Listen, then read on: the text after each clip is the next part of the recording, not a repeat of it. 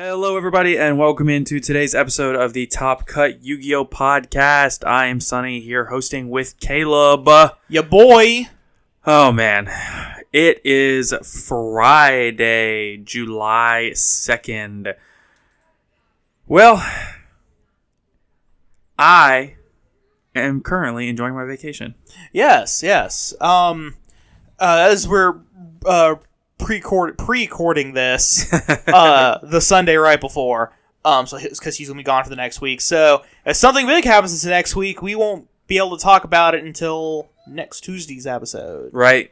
So we figured out what we wanted to talk about, and now that we have something to talk about, we are going to go ahead, record, still put out an episode to. Well, obviously you're hearing this on Friday. Still putting out an episode here on July the 2nd. This is the start of Season 2, everybody. Yeah, boys. Woo! We made it. This is the start of the new format. Every format will be the start of a new season. Yep. This is Season 2, Episode 1. Oh, yeah, boys. Okay, so normally we'd start with some quick play news. Which... There is no quick play news right now. Actually, I do want to talk a little bit about the... the Speed Duel. So what we have is recently Konami has put out a survey with some very interesting implications for Speed Duels.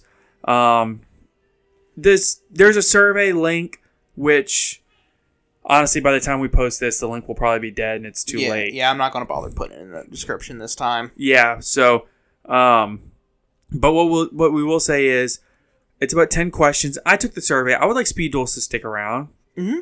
But there's like some interesting questions in the survey, such as like how powerful or weak should skill cards be handled?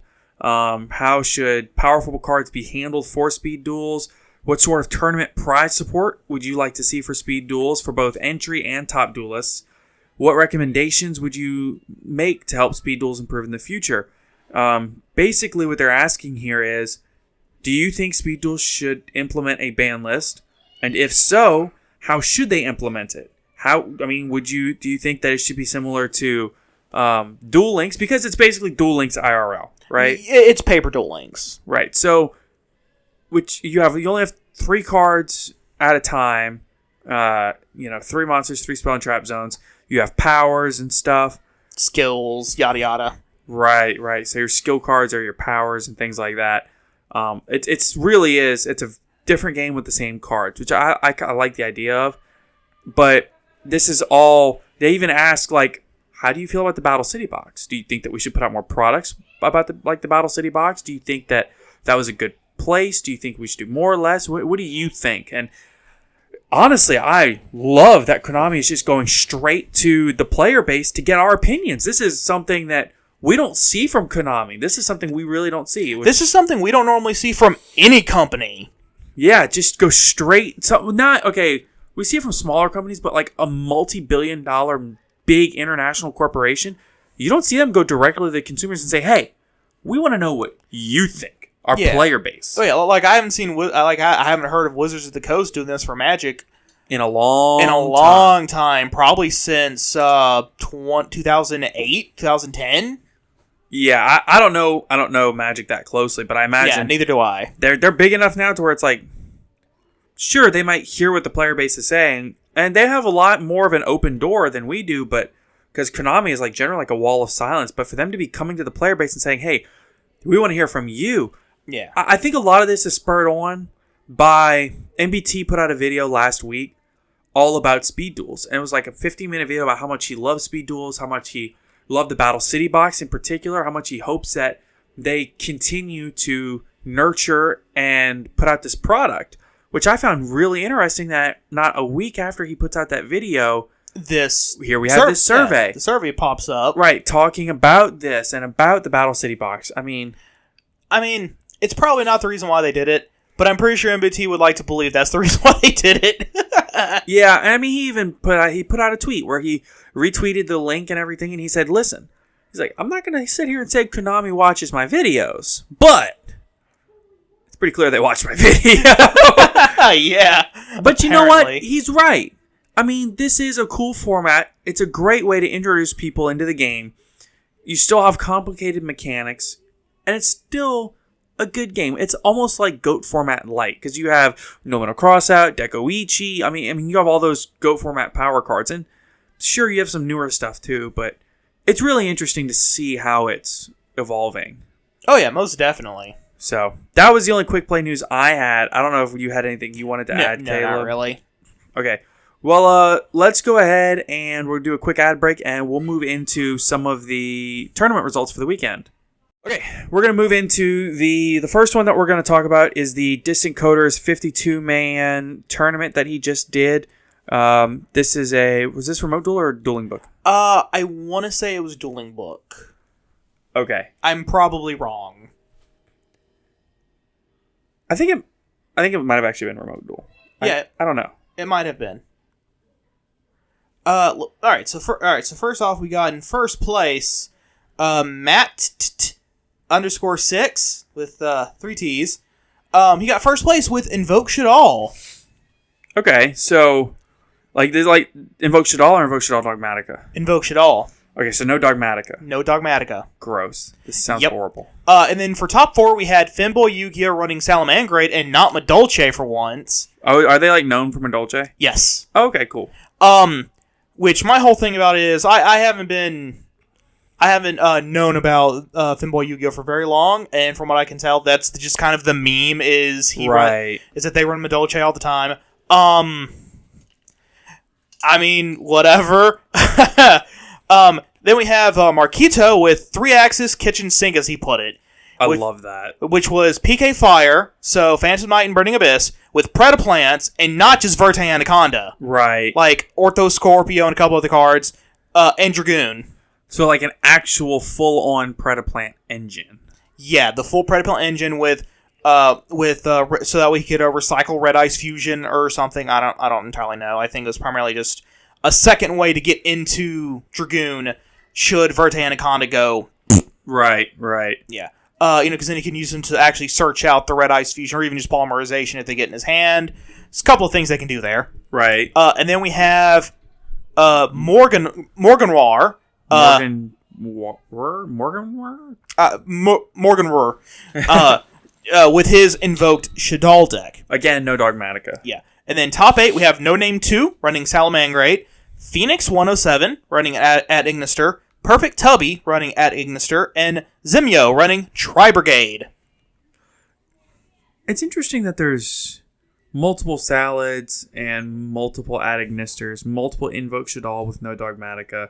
Yeah. And then 3-axis kitchen sink, as he put it. And a single Tri-Brigade. Yeah. I think part of that might just be a lack of... 52 people is don't get me wrong, it's not a small tournament. Yeah. You hear about, YCSs are at, 1,000 and this, that, and the other, but, 52 is, still, it's bigger sizable. It's bigger than most locals. Yeah, most locals will be at around 20-ish. Right. Give or take. For us, anyway, that's, a normal... Yeah, it is around 20, plus or minus a couple, depending upon... Who shows up that day. Who shows up, a lot of factors there, because some people can only show up if someone else shows up, because they're their ride or whatever. I've seen some other locals get up to 30 people.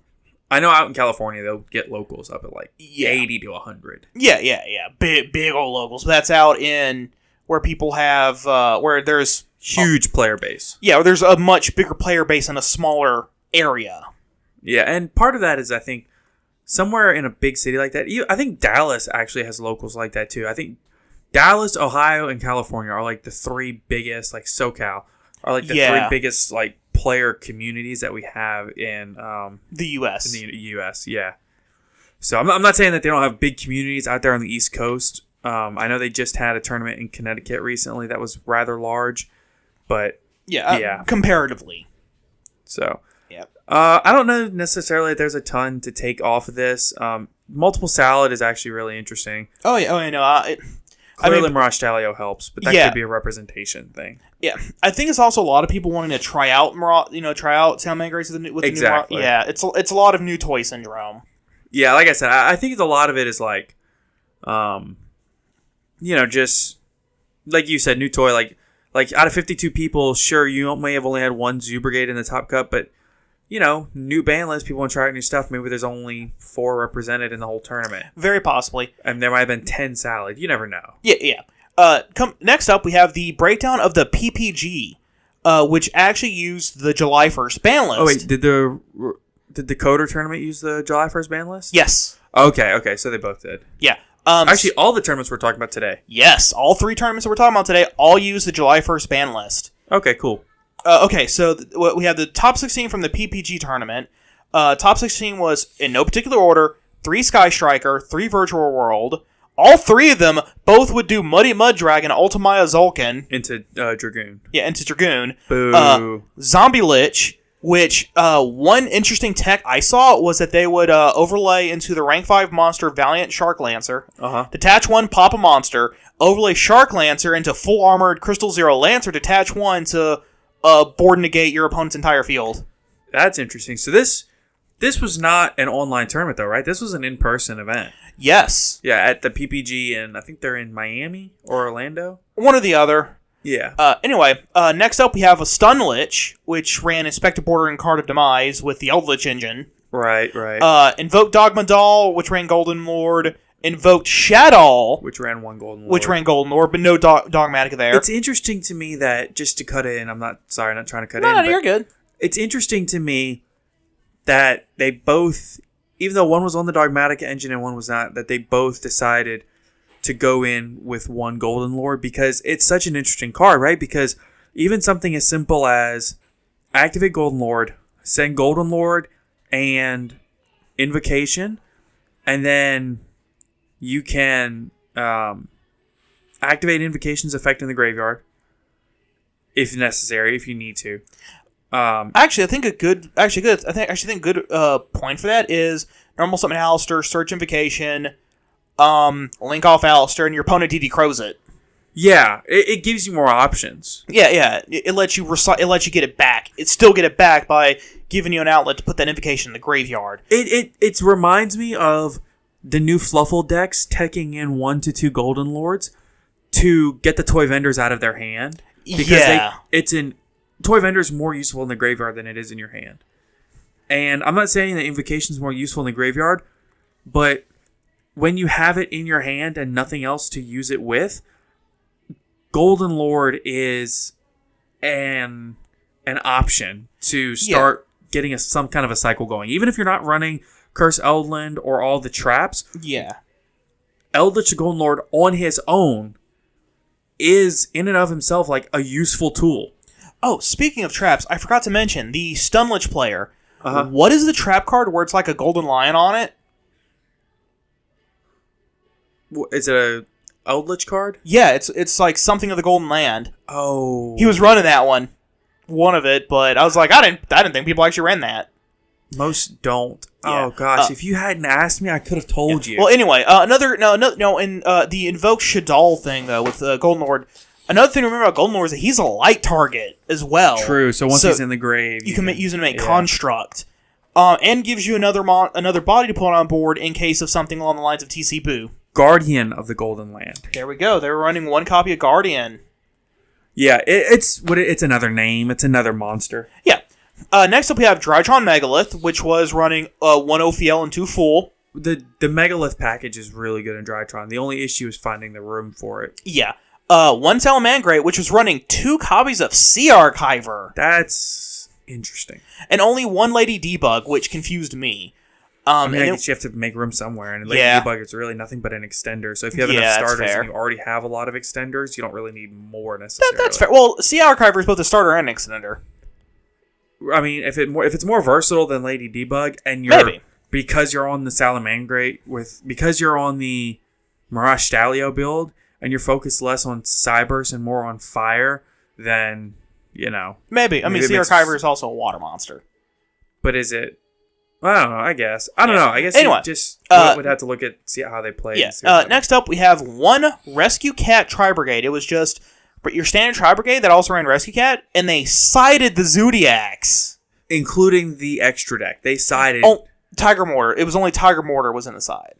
Honestly, I cut Tiger Mortar from my Zodiac Tri Brigade build. I could see why.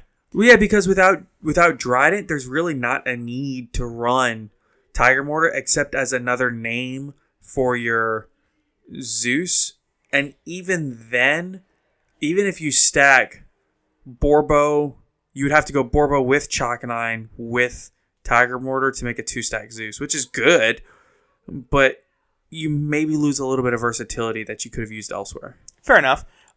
One Mech Knight, pure Mech Knight, not Mech Knight mixed anything else, pure Mech Knight. They were even running 3 World Legacies Memories, a copy of World Legacy World Chalice, and one of their big plays was make Dingirsu, stack Zeus on top. That seems pretty good. It's pretty good. One Prank Kids, which hard ran 3 Polymerization. I mean, whatever does the job, I guess. Maybe in testing they were seeing way too many Prank Kid names in their hand. Maybe. And one copy of MIT, which ran 3 goes in a match and a skill drain. Okay. That's interesting. So do we know? Do we have anything about actual top 4 finals? No. We don't have any of that information. No, I was only able to find I was only able to find the deck lists and top 16. Then it was only the top 16. I don't think there's anything wrong with that. I mean, as long as we have the actual deck lists, we know. Just because there's a lot of stuff here doesn't mean that all this stuff is good. But I think what we can say is we knew as soon as this format opened up, we were going to see lots of Sky Striker, lots of Invoke Shaddoll Dogmatica. Because if that deck didn't get hit on the ban list, it's still one of the best decks. It's probably, if it's not the best control deck, it's the second best control deck. Yeah. Also, of course, everyone who's probably listening already probably knows this, but yes, all 3 of the Sky Striker decks were all running shared ride. Were they all pure Sky Striker? Yeah. Okay. What I like about Sky Striker, I like the Sky Striker Eldritch builds. I really think those are really strong. Yo, yeah, it's also quite fascinating because then if your strikers fail, which can happen fairly easily, you then have the Eldritch stuff to fall back on. Yeah, I don't know if the Striker engine is going to fail that easily, but it's... Imperial Order, man. Oh, well, yeah, don't get me wrong. Imperial Order is a heck of a card. Especially in a deck whose entire shtick is, I'm going to play just a metric truckload of spell cards. Yeah, and the Eldritch the Golden Lord does give you an immediate out to Imperial Order, but, I mean, you can't... You can't rely on Imperial Order at 1. Exactly. You can't just... And even then, there's only a few decks that can actually play it. Mm-hmm. So. Oh, yeah. Most certainly. All right. And the last one we want to talk about is the MBT Chaliceslime Monthly this weekend. The weekend of recording. Yeah, it is currently going on as we speak. Right. And that is Sunday, June 27th. Yes. Right before we start recording, they were going into finals. Which is going to be Tri-Brigade versus Altergeist. Right. So, all we have right now for you is an entire tournament breakdown, which is 8% Salamangreat, 6% Tri-Brigade, various builds, some pure, some Zodiac, stuff like that. 5% Sky Striker, 5% Invoke Dogma Dolls, 5% Altergeist, 5% Prank Kids, 4% Phantom Knight, 4% Drytron, 3% Virtual World, 3 Amazement, 3% Subterra, and 49% Other, which at the very least included at least one Dino. Yeah, he got top 4. Yeah, right before the recording, we were watching the Dino versus Tri-Brigade. Oh, such a good last game. That game 3 was amazing. Oh, yeah, it was just back and forth. It was, it was a game. Absolutely. Yeah. So, anyway, I don't know if there's a ton to take away here either. I mean, one thing is the fall of Dino. Just so few people running Dino anymore for this. Well, it's because so many decks are mid-range right now. Yeah, I think another part of it, of course, is also that this was a simulator. And missed to 1. Yeah, it missed to 1. This is also a simulator tournament. Not... So how does that affect the... Because then people can run whatever they want. I guess, yeah. I know a lot of people wanted to try out Salad with the one Mirage Dalio, and a lot of people wanted to try out Strikers with 1 Engage. So that being said, I was watching one of the duels earlier, and I saw a Salamangreat player beat Tri-Brigade, went into game 3, never made access code. Really? Didn't need it. I mean, Salad is a good deck. For that particular game round, right? They didn't need access code to win that. I can only imagine the poor Tri-Braid Zodiac player's hand. Oh. Yeah. But, no, it was very much back and forth. It's just the Salad player kept outing everything the Tri-Braid player had, and vice versa. Right. Like I said, it's crazy to me that we basically in all three of those breakdowns, almost no Drytron. Oh, yeah. It was there, but it was very limited. Very low representation on Drytron. Oh, yeah, particularly since they were also completely untouched on the ban list. Yeah, and also got all kinds of new support. Yeah, I think a lot of the reason for that is, and this is not a knock on the people that are not playing Drytron. This is not a knock on the people that have tried Drytron and didn't like it. But Drytron is so hard to play. I played the deck right when it first came out with the Vanity's Ruler build and all that, and I hated Drytron. I was not near smart enough to run that deck. Fair. That deck is big brain, dude. It takes every wrinkle in your brain to play that deck. It's hard. So, the combo lines are crazy. But for me personally, I have found, Dylan, friend of the podcast, he's on Drytron right now, and I have found that as long as you can either gamma, strike, something along those lines, negate the activation and effect of the Diviner of the Herald. Is it Diviner of Heralds? Yeah. Yeah, if you can negate and get that off the field, you just win. Not every time, but a lot of the time. Oh yeah. Also, just Droll. Oh yeah, Droll ends their turn. Yep. Literally, it just ends their turn. Yep. Just as soon as they start their turn, just show them the Droll. Yeah. If you show Droll right after that first search, they literally might be able to make like one, maybe two plays. Yep, it cuts off almost the entire deck. Just cuts them off from it. It's ridiculous. Yeah, it's rough. Get your Drolls. So that'll conclude all of the tournament results that we had. What we want to do now is we want to approach a little bit different of a topic. Since we had this, since we're recording an extra episode way in advance, we wanted to take the time to talk a little bit about maybe a little bit bigger of a topic. And this is something that I think will help a lot of newer players because if you've read the show's title, you already know what we're talking about here. But keep you in suspense just a little longer. Yeah. For people who just kind of start playing a listen. Right. So something that I have found, I watch, when I say I am all in on the content for Yu-Gi-Oh! I'm all in, okay? And I'm turning a little bit more now so it should be a conversation between me and you almost, Caleb. I'm like all in on Yu-Gi-Oh! Content. I watch, I don't watch, because I drive for a living, so what I'll do is I'll start a stream, I'll start a YouTube video, I'll put it in my cup holder, turn it away, or I'll put it in my backpack and just listen on my AirPods and just listen. But basically, I'm ingesting Yu-Gi-Oh! Content nonstop. And what I have found is all these viewers in streams, all these people watching on YouTube, such an enormous amount of the player base has started playing in the last year. Probably, and I kid you not when I say this, probably 20% of the player base has started playing last year. They probably don't even have physical cards. Yeah, now that's people who have never played the game before, never collected the card game, nothing, just decided, I'm going to pick up this as a hobby. Well, and a lot of it is COVID hit. Yeah. Everybody's stuck at home and they're quarantined. And bored. And they're online looking for something to do, and maybe they stumble across a YouTube video or a Twitch stream of somebody playing Yu-Gi-Oh! And they're like, oh man, there's this game that I haven't seen or played much since I was a kid. If at all. Right. Like, wow, look how advanced this system is. Look how complicated this game is.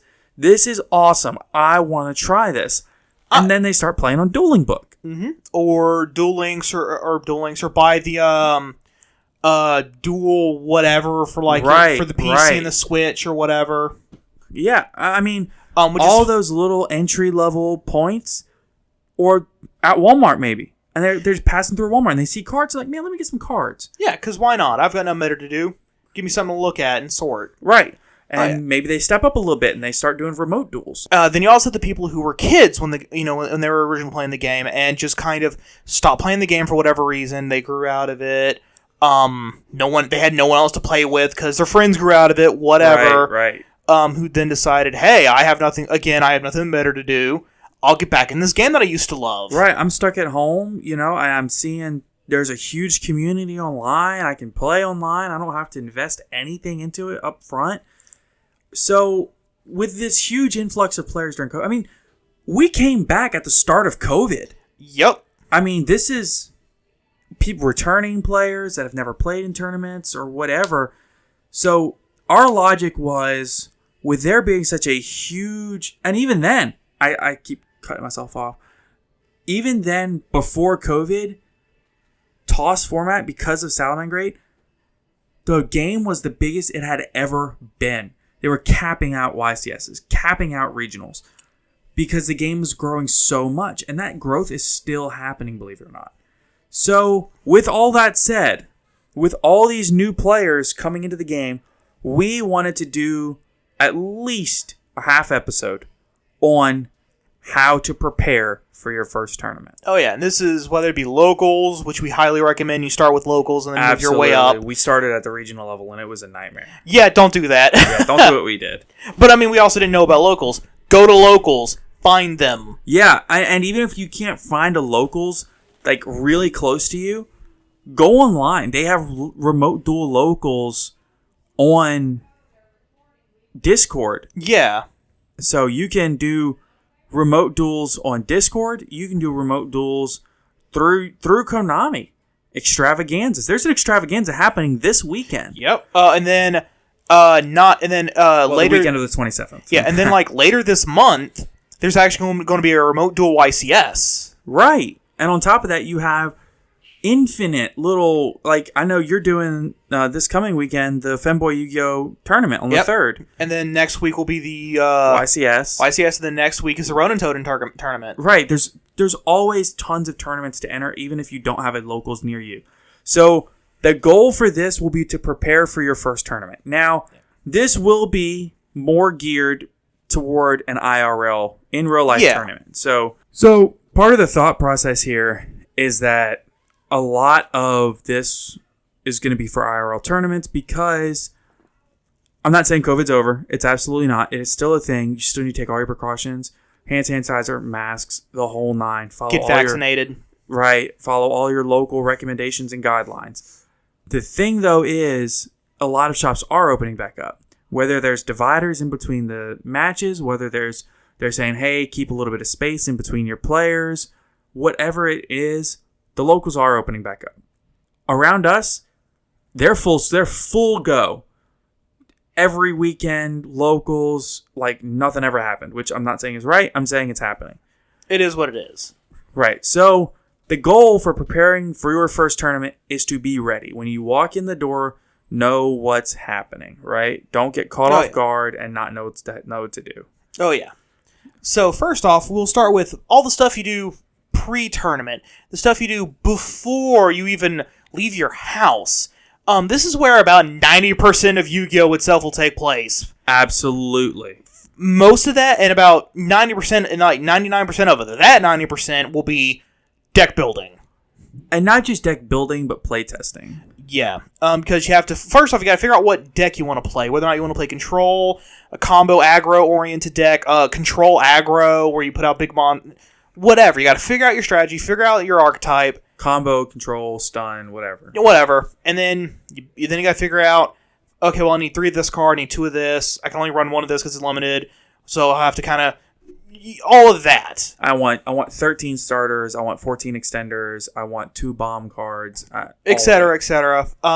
Okay, then as far as staples, I'm going to need Ash Blossoms. So I'm probably going to main 3 Ash Blossoms. I'll side the Drolls for this other matchup. Blah blah blah blah blah. All that, and then you got a play test, which is you duel other people, and you duel a lot to kind of see what adjustments you need to make.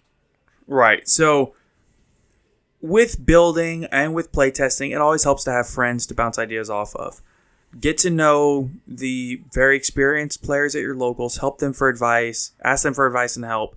And most of the time, you'll find that players at locals, even the best players, find somebody that's top the regional or a YCS, walk right up to them and be like, hey, I need help. Yeah, I need help. Exactly. I'm new to this game. I want to get really good at this game. I want to devote time to it and be experienced and experience these cool things, but I need help. And most of the time, they will sit down with you. They will play test with you. They will point out your errors. They will point out your mistakes, and they will help you grow. And that is the most important thing. And then something else that they'll also do is kind of go, hey, so listen, you're doing this combo line. Did you know that you can actually do this weird interaction with this card? And you're like, I didn't know that. I didn't know it worked like that. Oh, dude, sometimes learning those little interactions are what can catapult the player from good to great. So a great almost every time. Oh yeah. A great example is back when I was first picking up Dragon Link. I didn't realize that if you activate Striker Dragon's effect to pop itself and you had a Recharger Engrave, so Striker Dragon can target one face card on your side of the field and one Rocket Monster graveyard. Pop the first target, add the second target to your hand. So you pop Striker Dragon with its own effect, adding Recharger hand. Recharger's effect states that whenever a Dark Link monster or Dark Extra Deck monster gets sent to the graveyard, you can send it from a field or hand to the graveyard, especially summon another Dark Dragon with a different name. At first, I thought you couldn't just pop Striker, add to hand, and just immediately activate its effect. You can. Right. Another thing is, I remember when you first picked up that deck, it just didn't register to us that Nibiru activates the effect of Hermetic Seal. Yep, because it tributes it. Yeah, and whenever the card's tributed. So that's why, for when you first started playtesting, Nibiru was so extra punishing. And then I remember I was at the tournament talking to somebody about Dragon Link, and they were like, oh man, once they have that spheres, they're protected from Nibiru. And I thought about it, and it dawned on me. I immediately messaged you, and I was like, dude, we've been missing this entire time. Yeah. He literally, the exact message to me was, Caleb, Nibiru tributes. Yeah, and that was all I sent. And 3 minutes later, it was like, oh my god. Yeah, I sent nearly 4-paragraph message of all caps of just... How did we not realize this? Of just me rambling. It makes so much sense now, yeah. And I'm just, they'll point out things like that. Yes. And that's just from my experience with Dragon Link. Right. So, the things to remember are building your deck, playtesting your deck, preferably against much better players than you, and because they'll point out card choices that are suboptimal, they'll point out everything, and they'll help you learn about all the interactions within your deck, which is so important. They'll also point out cards that you probably never even consider playing. For example, a great example is in this coming format, where there's so much adding from deck to hand. We weren't in the game when Shared Ride was released, but maybe somebody might recommend, hey, instead of playing Droll, you should try out Shared Ride. It's a spell card version of Max C. Yeah, pretty much. Whenever a card is added from it's like a combination of Droll and Max C. Whenever a card is added from deck to hand, draw a card. Yep. Anytime your opponent adds a card from your deck to hand, you draw a card. Except by drawing it. The point is, this all goes into playtesting and making changes as needed on what you expect to see. This includes your side deck, whatever. Learn your local meta. For example, I know at one of the shops that we go to, there's a Machine Infinitrack player. I might side system down 1 week just for him because I know that if I win a lot, he wins a lot. There's a good chance that we see each other. Oh yeah. Then he does. MIT does what MIT does. He passes and he thinks, oh, I'm good. System down. Right. Huh! Just loses his entire field, and he can't do it, and he probably can't do anything about it. Right. I All know for the measly cost of 1,000 life points. Yeah. I know that if I play against Dylan, I'm playing against Drytron. In addition, I know that the shop that I go to, I might see Invoke Shaddoll Dogmatica or even Sky Striker. And so I know, personally, the best thing that I can do is I main deck Droll and Lockbird. Mm-hmm. Because the card's broken against a ton of my local matchups. And he also sides Light Imprisoning Mirror, too. I absolutely do. For that exact same reason. Lots of light. Right. The thing is, right now, if you're learning to go to a tournament, you need to know what to expect. Oh, yeah. You need to know what decks are prevalent in the meta. You need to know what decks are prevalent at your shop. And learning that local atmosphere is the key to deck building. Oh, yeah, because there's going to be some of what we like to call jank. Oh, yeah. By jank doesn't necessarily mean that it's a bad deck. It's just never seen. So, right. For a great example is over at Steel Fox, there's a player there who runs heroes. Right.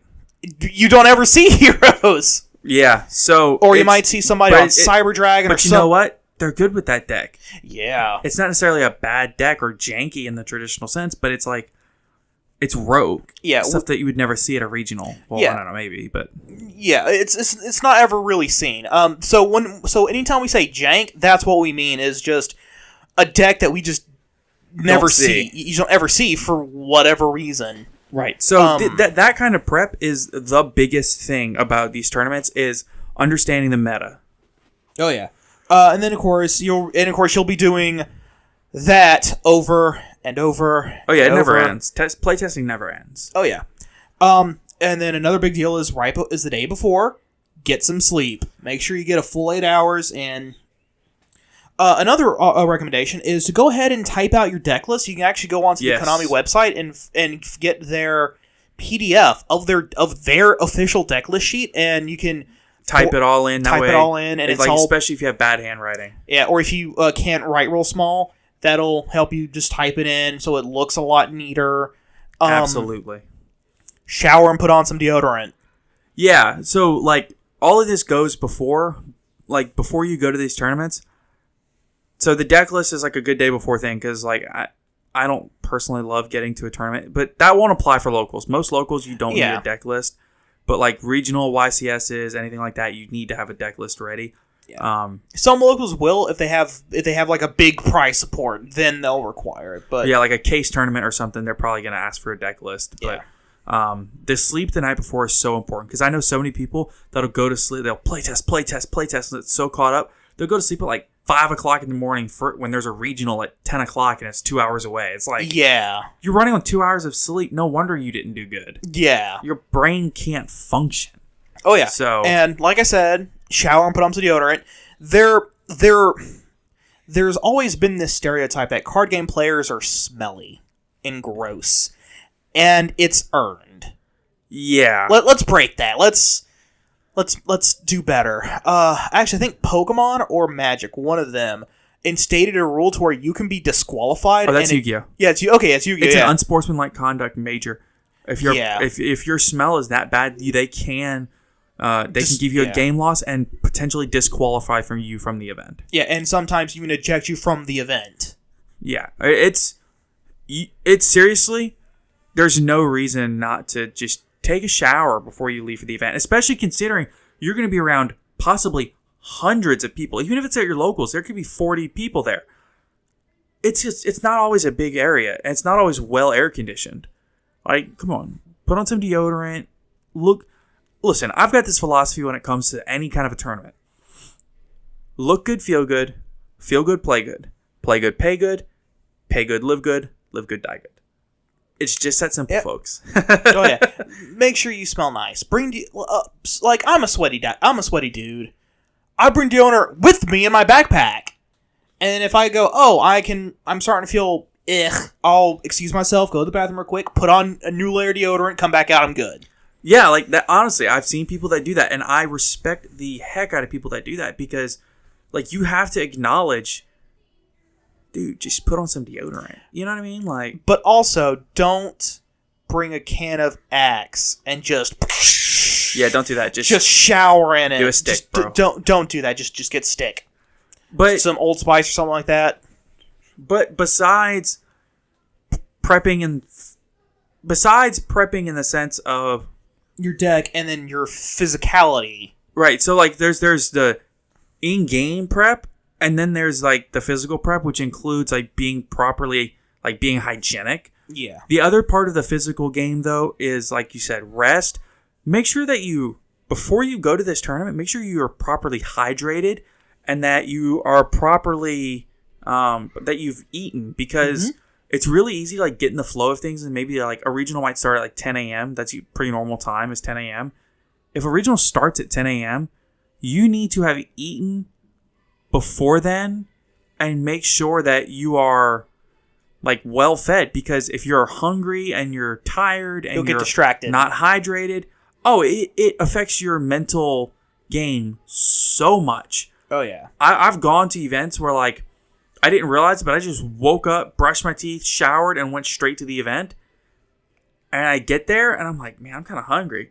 And then I'm there all day from like 9 a.m. to like 9 p.m. Yep. You leave the event and you're like, I'm starving, I'm tired, I'm so thirsty. Even if you drink like a bottle of water throughout the day, like that's not enough. You need to drink like 3 to 4 bottles of water. Don't just... Depending upon your body weight. Yeah, well, yeah, for sure. But don't just like chug sodas and Red Bulls and expect that to hydrate you. Like you need to drink actual water. And that drinking fluids, drinking water, and keeping yourself hydrated actually plays an enormous amount into the mental aspect of the game.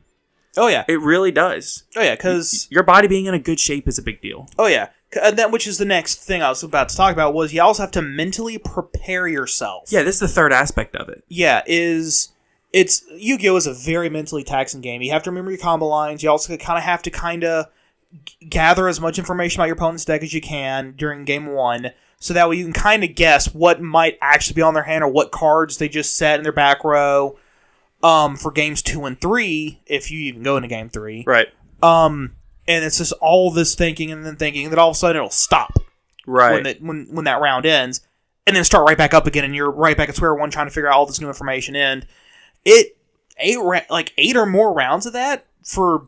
Which is common at a regional. Yeah, for like 8 hours of that will absolutely tire you out. By the end of it, you will be feeling a lot of what's called... Decision fatigue. Decision fatigue. Yeah. Yep. Because especially people who are kind of new to tournaments like this. Oh, yeah, it's a lot. Yeah, you'll start noticing that as you go throughout the day, you'll start making mistakes that you're like, I shouldn't have made that mistake. Right. And it's because you're not thinking clearly, because your body is not in a proper mental state. Yeah. The easiest way to do that is if you finish a round and there's still lots of time left, back out. Right. Maybe step out. If you can, step outside, get a breath of fresh air, get some water. Absolutely. Oh, yeah. That is spectacular advice. Oh, yeah. Kind of breathe deep, couple deep breaths. Absolutely. Recenter yourself, go back in for another round. Absolutely, without a doubt. I mean, like we say 8 rounds, like that's no joke. Like think about it. If you go to like a 20-man local, you might play what, 5 rounds? Yeah, something like that. Okay. Each round's about 45 minutes. Right. And then you play 5 rounds with a couple minutes in between each round. And then you have say they play out top cut and they do top 4. Then you have top 4 and finals. So you could be looking at 7 rounds for a 20-man local. Yep. That's not uncommon. Oh yeah, and that'll be about 7 hours. Yeah. I mean, and then realistically, you're probably going to be there an hour before the tournament starts, because if you get there when the shop opens, do some trading, hanging out, re-sleeve your deck maybe, and then you stay there for an hour to an hour and a half after the tournament ends, which I can't say everybody does that, but I do that all the time. Oh, yeah. I like trading as much as I like playing. Oh, yeah. So, it can, like you said, it can mentally exhaust you. Oh, yeah. And it can happen quick if you're not careful. Yeah, you won't realize it, and you'll leave the shop at like 9 p.m. and be like, I haven't eaten anything today. Yeah, or usually in my case, because I've gone into the habit of eating a big meal right before I leave, because then I'm not hungry again until 5 o'clock.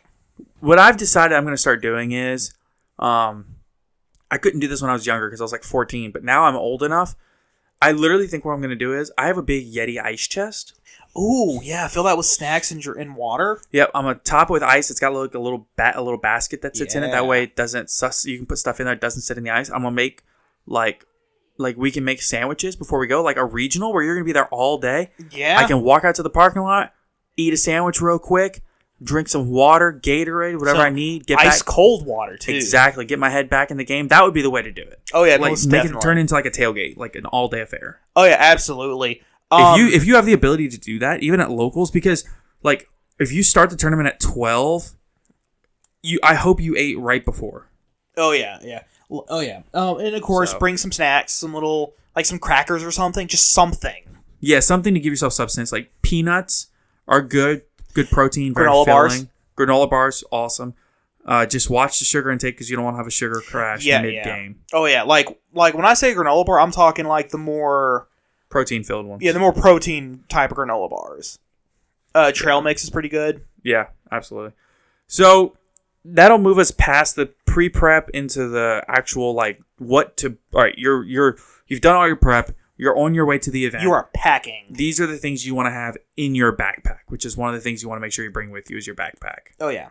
So first off, a backpack to carry all your stuff. Right. Yeah, definitely. Well, we say a backpack, a bag, preferably one that zips. Just for stuff's less likely to fall out. Stuff's less likely to just kind of decide to leave. Yeah, sometimes I might get up and walk out your backpack. Yeah, with a much nicer way of saying it. Yeah, I mean, I invested $85 in my backpack. Into a backpack that has a lock on it. Yeah, mine has a lock on it because I've been like traumatized by stuff getting stolen. Yeah. And then not even joking. Yeah, then they also make backpacks where the zipper is against your back. Yes. So people have to reach around. So somebody tries to. It's a hidden zipper. Yeah. So people actually want to get into your backpack, and it's on your back. They have to reach around the backpack and end up having to touch your back. And if you do have a backpack that has like a bunch of pouches on it, and like there's a pouch all the way at the outside, like don't keep anything valuable in that farthest outside pouch because it's super easy to get into. Yeah, or any of the side pouches. Keep like drinks and extra sleeves and stuff like that. Snacks, whatever. And deodorant. Yeah. Keep that stuff in the hand outside sanitizer pouch. and a mask. Yeah, but your primary big pocket is where you put all your expensive valuables. Stuff. Yeah. Because that's a much bigger zipper that have to unzip, which is going to make a loud zip sound. Right. Yeah, it's the chances of something happening are lowered this way. Of course, you got to bring your deck. Got to bring sleeves. We recommend your deck in a deck box. Yeah. Which we've talked about deck boxes before. Yeah. I personally, I think if I'm going to recommend a deck box to a newer player, I think I'm kind of set on the Boulder deck box. Yeah, if they're willing to put money into it. I think they're only about $10. Yeah, but you can also spend $2 and get a little Ultra Pro deck box. Yeah, I mean, whatever does the job for you, but I think the Boulder would protect them better. Oh, absolutely. Of course, sleeves. Most tournament locations are going to have these on location. Usually, the only reason they don't is because they have sold out. Oh yeah, like that last weekend at our local. Yep, they sold clean out. It happens. Have extras. Yeah. Okay. So what I recommend is let's say you're like, oh, I want to have pink sleeves. Get 2 boxes. Yeah, I always buy 2 boxes when I buy sleeves because even when I'm testing, even like remote dueling, like I shuffle a lot. Even when I'm doing test hands, I shuffle my deck all the time. Yeah, well, even the day of, or like I'm just going to re-sleeve when I get there. Get 2 boxes because as your sleeves get shuffled, they get damaged. Yep. Sometimes they'll fail.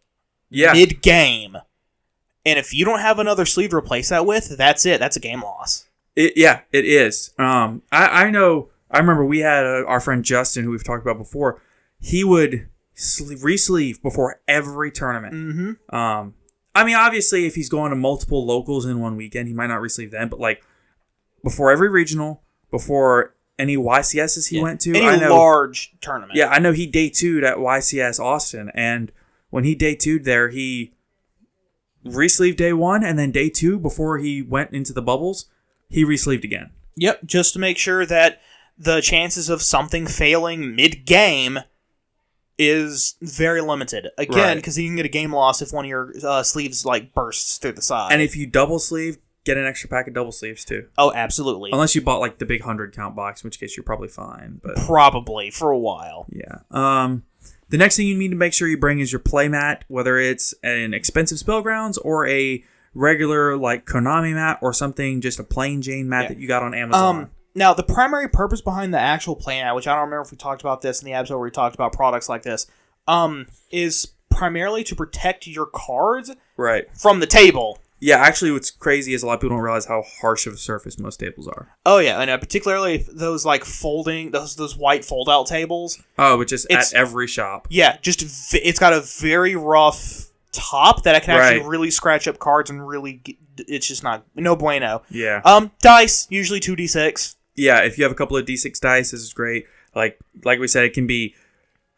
Get them out of Monopoly. Yeah, plain Jane Monopoly dice, or it can be fancy Konami dice, whatever, just 2d6. 2d6. And a trade binder. Your binder with all your trades in it, so you can get some trading done. Yeah, I love trading. Like I said, it's one of my favorite things to do. Now, some people will actually go to a tournament with the bare minimum.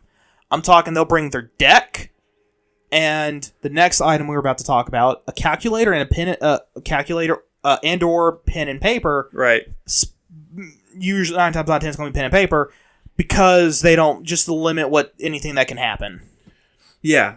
So we will say, let's roll through everything you should carry and then tell you the things that like minimalistic. This is what you should take. Fair enough. So calculator and/or pen and paper. If I recommend. I know a lot of people love calculators. I do not recommend a calculator. I recommend a pen and paper, and I can give you a great example as to why. So. At a tournament I went to recently, I'm not going to say which tournament, I'm not going to say which opponent, we had a discrepancy where it was, I was tracking on I'll do a different example from a friend. I had one where he was tracking everything on a calculator, and the opponent was tracking on pen and paper. And they were about to go into time, and the opponent being up on life, and he had himself being up on life. And so time gets called, and they call a judge over. And the judge says, who's up on life? And they both say, I am. Well, who's the judge go with? It's obviously going to be the one with pen and paper. Because if the one with pen and paper can point at exactly where every life point was lost, then the judge can go, okay, well, he has an actual record of everything that happened. Your calculator is not an official record. That is. Yep. So what happened was there was a 200 life point discrepancy because of 10 keys. 2 attacks with a 10 key on. Yep, that'll do it. The opponent didn't calculate the 10 key, and he did. And because the opponent didn't calculate the 10 key, he won the match. Yep. Which, had both players been doing pen and paper, they would have seen the discrepancy and fixed it, and it would have resolved correctly. Yeah. So, don't get me wrong. You can actually do both if you're really bad at math, like I am. Oh yeah, I mean, it's not uncommon. I mean, they even have Konami official calculators. Like, actually, I say don't use a calculator. If you use the calculator on the Neuron app, the calculator on the Neuron app has a log. It has a log, and that is actually also you can use that as like official record. Yep. So a judge can look at that and like use it as official record. Yeah, but that's also Konami's product, which is why they're comfortable using it. Honestly, I would say your phone is one of the things that should be in your backpack with the Neuron app on it, because like if your opponent has foreign cards, that can be used as an official what's what I'm looking for?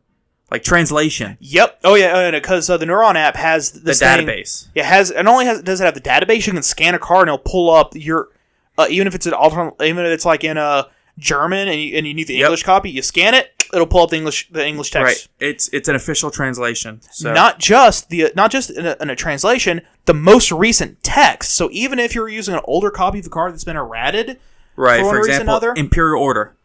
For example, very common card that has been errated. Yep, you'll scan it and it'll pull up the most whatever it says is the most recent wording of it. Right. So make sure you have your pen and paper. Make sure you have your cell phone with the Neuron app on it, preferably. Obviously, you need your backpack. We've told you already. Bring water and snacks. I bring 2 bottles of water with me every time, especially if you have a medical condition. Right. So like if you have like hypoglycemia or diabetes, make sure you have the appropriate snacks to where you're properly being nourished, sacked up. Yeah. Hand sanitizer and your mask. Right. And like it's a very like germ filled game. Like you're shuffling each other's decks, which some locals are not doing that. I understand. But yeah, be aware of the social environment that we live in currently, and understand like if your opponent was just like, "Hey, can you just tell me how to cut it and I'll cut it?"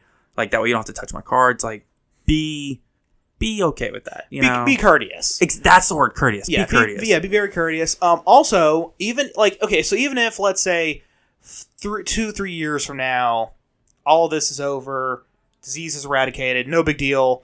It'll still kind of help you avoid like the con flu. And, and stuff like that. It's just more hygiene stuff. The only other thing that we don't actually have listed here that I would like to throw in, if you have one, I would bring a portable battery pack for your phone. Yeah, if you're using your phone, definitely bring a portable battery. That Neuron app sucks battery. So personally, like my backpack has a thing where I can actually like hook up a battery pack through the backpack and charge outside and like lock my phone up and stuff. Yeah, and you can also lock the battery pack in there too. It's great. Right, it really is. So the thing though is, if you have like a small backpack and you're like, hey, I need to bring the essentials, just the bare essentials. Oh, yeah. What should I bring? That would be your deck, in your deck box, dice. One extra pack of sleeves, maybe. One extra pack of sleeves. Because they're so small, you can just throw it in there. Yeah. Pen and paper. Playmat. But here's the thing, you can actually just carry your playmat around in a tube. You can buy a tube to put your playmat in. Yeah, but even if you have just like a knapsack, like you can just drop this tube down in the knapsack and tighten it up around the top of the tube. Yeah, exactly. You have options. I think that the bare minimum you need to bring is a playmat, and you need to bring your side deck with your extra deck and your main deck. You need to bring dice and your pen and paper. Yep. So just deck, pen and paper, playmat, and extra pack of sleeves. And an extra pack of sleeves. That's like the dead bare minimum. Oh yeah. And I'm pretty, like I said, I've seen people with like little tiny backpacks. That's all they carry, and then they just tuck their playmat tube with their playmat in it under their arm to walk around. A lot of backpacks have like a water bottle pouch on the side. You can slide it in there. Slide your tube in there. With the backpack I had before the one I have now, that's what I used to do. Yeah. So, and the only other thing that I would recommend if in a small pack like that is, I would not bring a full-size trade binder. I would bring like a little 2x2 trade binder. And that's if you're like, I want to bring trades. Yeah, so you can condense everything into an extremely small space, but, be aware. And then, of course, and while you're at the tournament, always, don't hang your backpack on the back of the chair. Don't put it underneath the chair. Put it between your legs. Yeah, in front of you and between your legs, under the table. It's the only safe space, I'm telling you. People think I'm crazy, but I'm telling you. Oh, yeah. And then, of course, throughout the day, take notes. Yeah. I mean, every time it's legal in Yu-Gi-Oh! Like, when your opponent, as long as you do it quickly and timely, if your opponent, like, attacks you directly with Borbo, with a Ram as material, so 400 damage, like, I would just write 400 Bore. Yeah, or 400 Zoo BB. Yeah, 400 Zoo BB. Like, just that way you know, like, where you got hit. And also, I wouldn't take notes on actual gameplay, but I would take mental notes, like... Yeah, maybe, like, after the game is over, flip to a different page and start taking down your mental notes. Right. Yeah, absolutely. As long as you have time between rounds, I would do that. Because... it's so important to be able to look back on what you did throughout the day. Yeah, what you did right, what you did wrong. Exactly. Hey, maybe this person did a combo you didn't know that particular deck could do. Yeah, absolutely. You can write that down so that way you can integrate it into the next time you go up against that deck. That is a possible play that they might make. Right. I mean, what sides worked well for you that day, and what sides did you never use and never see? Yeah. Or when you saw them, they didn't work. Yeah, like less than never saw but didn't work, or you just throughout the day were like, I wish I had something else instead of that in that slot because it's useless. Right. Or you might just end up being like me and just you could have gone in there without a side deck and it not change anything. Yeah. So to make a long story short, how to prepare for your first tournament, okay? Before the tournament, get lots of sleep, lots of rest, make sure you eat well and stay hydrated. Make sure you do lots of play testing and preparing. Know your deck inside and out. Make sure you fill out your deck list if it's an event that will require one. Make sure you shower and brush your teeth and are hygienic. Mentally prep yourself. When you go, bring your deck, bring your side and extra deck, bring your dice, Extra sleeves, a pen and paper, and your playmat, and maybe some trades. Then make sure that you stay hydrated throughout the day. And at the end of the day, take a step back and evaluate. Oh, yeah. Go get some food with some friends, talk about your day, and talk about everything you did right and everything you did wrong. Oh, yeah. Most definitely. I mean, again, because, yeah, and of course, if you could, and of course, you're also have great memory, you can also start kind of going through plays, and your opponent can go, oh, that's you shouldn't have done that, you should have done this. Not your opponent, your friends can also come point out some other stuff that you didn't realize was the wrong play at the time, but it was. Right. So that'll give you a quick and broad, knowledge base of this is what I should and should not do going into the tournament. So as long as you have all of that, which I know it sounds like a lot, but once you get into the flow of things and you have a mental checklist and you really start mentally prepping yourself, it kind of becomes second nature. It really does. It really, really does. So, well, I think that'll do it for today. Oh, yeah. Thank you, everybody, for listening. Make sure to follow us at Top Cut Podcast on Twitter. Make sure that you follow Caleb at JamTheMan17. You can follow me at DatChumley. Be sure to give us feedback. Check out our sister channel on YouTube, Team Dark Arm Dealings. There will be a link to them in the description. Check out our channel on YouTube, which is our archive. So maybe if you miss an episode and you don't really want to listen on Spotify for whatever reason or Apple Podcasts. It's on YouTube. It's on YouTube. If you want to send your friend a clip moment, it's on YouTube. So we ask that you please share this podcast with everybody you know. We are very, very close to 1,000 plays. As crazy as that sounds, we've only been doing this for going on 3 months now. We just had our second season. Yep. And in this second season, we are at almost 1,000 plays. That is huge for us. Oh, yeah, for us. I mean, for a lot of people, probably not. But for us, that is gigantic. Yeah, it really is. So we're very happy. We're very proud of what we've built. We're very thankful for all the help that we've gotten over time from the listeners, from other content creators. And we are asking that you stay with us. Oh, yeah. Hang out. Got anything to add, Caleb? No, you summed up everything quite nicely as usual. Alrighty. Well, thank you so much for listening. Enjoy your day, and have a good weekend. Take care, everybody.